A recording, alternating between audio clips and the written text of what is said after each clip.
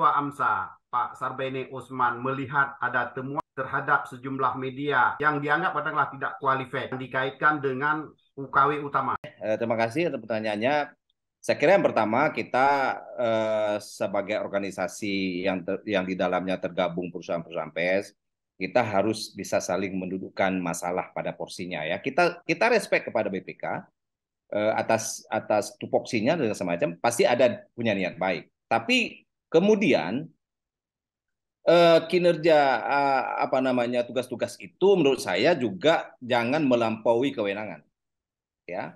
Jadi kalau menyusun rekomendasi misalnya tentang temuan itu, BPK itu harus benar-benar paham dulu ya, paham dulu. Nah, kalau nggak paham, pelajari dan tanya kepada pihak yang kompeten. Misalnya PWI atau Dewan Pers ya, pihak yang punya pengetahuan tentang itu. Nah, dalam konteks temuan di Pemko ya, saya seperti kita sampaikan sebelumnya, temuan pembayaran terhadap sejumlah media di Pemko yang dianggap tidak memenuhi syarat. Nah, saya katakan begini, yang menjadi temuan itu kan produk publikasi iklan, ya, iklan, bukan produk jurnalistik. Nah, kalau iklan ketika dikaitkan dengan sertifikasi wartawan, ini tidak ada hubungan, ya, tidak ada hubungan. Karena sertifikasi wartawan, UKW dan seterusnya itu terkait dengan produk jurnalistik, ya. Sedangkan ini pemasangan iklan beda lagi ranahnya. Karena di dalam peraturan Dewan Pers disebut iklan tuh kalau ditayangkan harus mencantumkan kode ADV kah, pariwara kah dan seterusnya untuk membedakan dengan produk jurnalistik. Jadi ketika iklan itu ditayang, dipasang di satu tempat, ya harus dibayar. Karena bukan produk jurnalistik. Nah, pihak manapun harus paham dulu nih. Produk jurnalistik tidak boleh dibayar. Tapi kalau iklan harus dibayar. Nah, yang kedua Pak Hamdan, iklan itu atau pariwara atau advertorial dan segala macam istilah, itu yang siapkan bukan wartawan. Yang siapkan pemasang iklan. Saya katakan ilustrasi kemarin, misalnya ada orang mau jual mobil bekas, ya kan? Dia bawa foto mobil, dia bawa spek mobil. Yang membawa itu siapa? Bukan wartawan kan? Yang membawa yang punya mobil, dia pasang iklan. Nah, kenapa minta kartu UKW? Kan sama juga. Seperti iklan tulisan yang kita sebut pariwara itu. Seperti itu juga perlakuannya. Nah, makanya saya katakan tidak ada hubungan antara UKW dengan iklan. Jadi Menurut saya seperti itu. sekarang kan muncullah karena setelah temuan di BPK itu Hmm. apa namanya di instansi Pada pemerintah. ikut semua. Enggak, instansi pemerintah sudah ikut dan menyatakan bahwa tidak bisa membayar. Dan ini tentu seperti yang Pak Sarbeni uraikan tadi, itu kan harus Ya, dipisahkan antara perusahaan pers, ya kan, antara perusahaan pers dengan produk jurnalistik gitu. ya. Nah, karena itu menurut saya ini temuan apa namanya rekomendasi ini sangat prematur. Prematur dan cacat hukum. Kenapa? Karena salah memahami yang mana produk pers, yang mana iklan.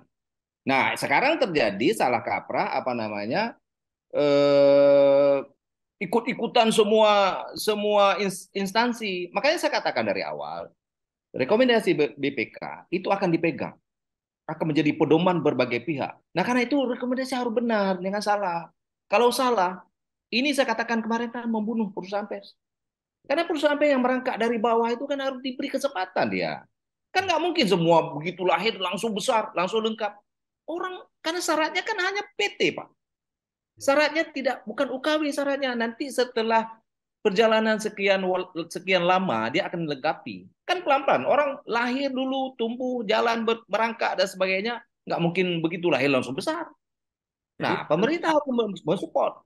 sebenarnya yang bisa menjustifikasi media abal-abal atau tidak itu siapa sebenarnya?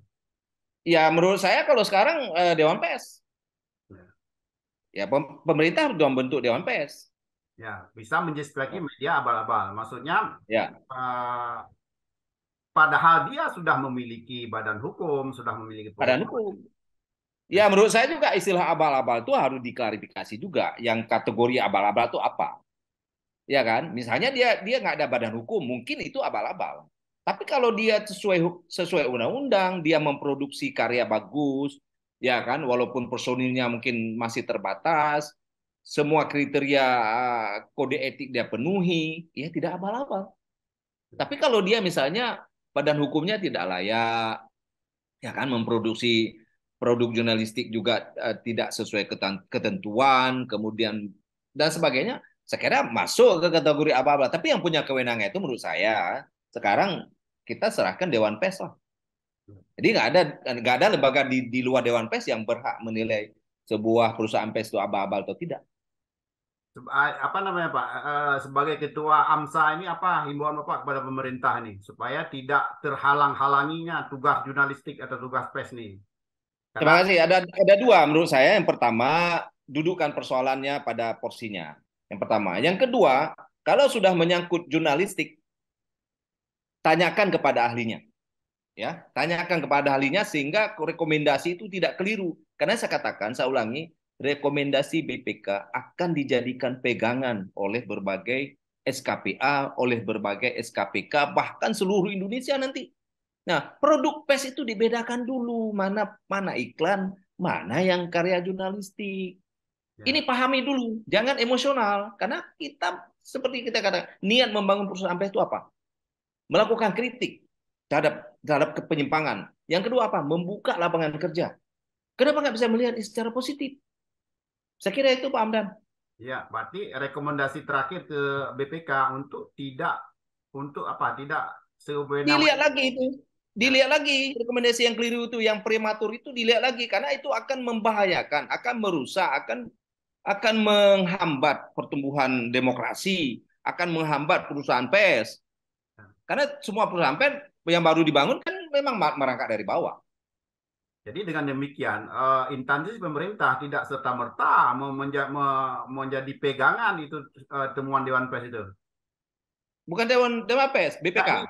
ini bukan BPK, ini maksudnya pemerintah kan sekarang ini kan sudah ada beberapa instansi yang kita dapat informasi itu iklannya Ya. tidak dibayar karena Nggak bisa. Dia jurnalis. paham dulu nih. Karena dia nggak paham, tidak boleh jadikan. Kan saya katakan tuh temuan itu, apa rekomendasi itu prematur. Hmm, Karena berangkat dari asumsi yang salah. ya. Dia nggak bisa bedakan mana iklan, mana produk pes. Lantas dia menjatifikasi. Salah itu. Nggak bisa seperti itu. Terima kasih Pak Sarbeinus Baik. Usman, Yuk. Ketua Baik, terima kasih. AMSA Asosiasi Serikat Media Siber Aceh ya. Ya, Asosiasi Media Siber Aceh. Ya, sampai ketemu. Assalamualaikum Ya. warahmatullahi Yuk. wabarakatuh. Waalaikumsalam. Terima kasih.